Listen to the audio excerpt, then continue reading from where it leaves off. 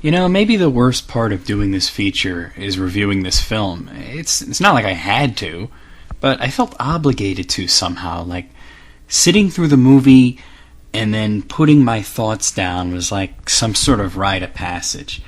I mean, actually, the review part I look forward to. Watching the movie, not so much. As you might be aware, Catwoman is a DC Comics character and is sometimes friend, sometimes foe to Batman.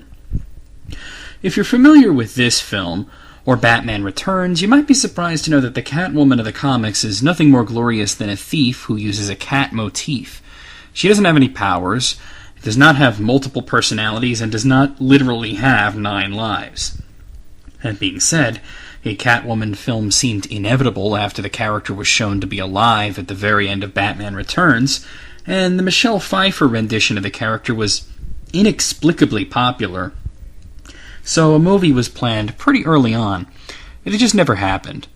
Years later, it was announced that there would be a Catwoman movie, but that it would be a different character than in Batman Returns and would star Halle Berry.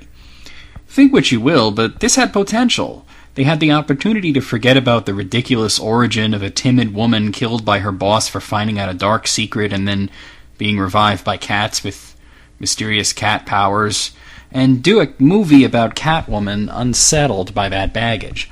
Also, starring an Academy Award-winning actress. How could it go wrong? Well, I don't know exactly when things started to go wrong, but I can tell you that once they started to go wrong, they only got more wrong, and then even more wrong, and then wrong as wrong can be, and then hell's ass fucking wrong, and then there's Catwoman, and then below that is wrong to the nth power. At least I think that's below it. It seems that for every good movie Halle Berry is in, she's also in a bad one, and this is one of the bad ones.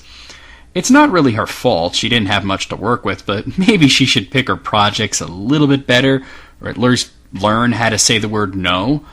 Now, I don't even know what the point of creating a new character was, as they just reworked the old origin for a new movie. Catwoman this time is called Patience Phillips, but she still gets killed by her boss for finding out a dark secret and is revived by cats and gains cat powers, except this time around there's a lot of special effects and some nonsense about Patience being the latest in a long line of cat women throughout history that have been possessed by cats after their death and did things because they wanted to, not because they were told to or expected to do so. Damn it.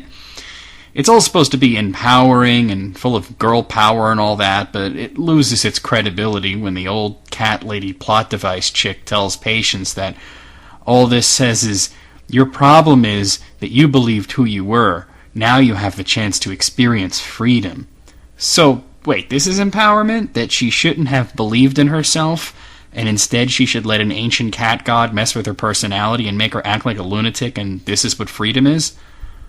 Bloody hell.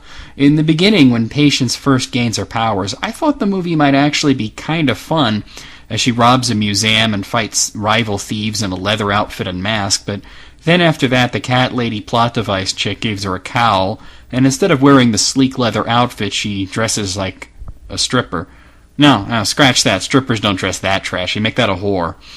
And that's another thing. For a movie that's basically a chick flick with a few action scenes thrown in, that is supposed to be empowering towards women, the women in this movie are mostly vapid idiots, completely two-dimensional characters who only care about hot men, chocolate, and cosmopolitans. The villain only reveals herself near the end of the movie, but we all know it's Sharon Stone, so it's almost pointless to go through all the very tiresome double-cross stuff. The whole plot involves the creation of a beauty product that can reverse the effects of aging, but has side effects that cause disease-like symptoms, and in the long term, severely damages a person's skin if they stop using it. But we learn near the end that since Sharon Stone kept using it, her skin is now like living marble, allowing her to have at least a half-convincing fight with Catwoman. It's kind of disappointing because until that point, Stone was the movie's only good part, a cunning villain who is a master manipulator, but in the end puts too much stock into her tough skin and tries to fight someone who, unlike her, can actually fight.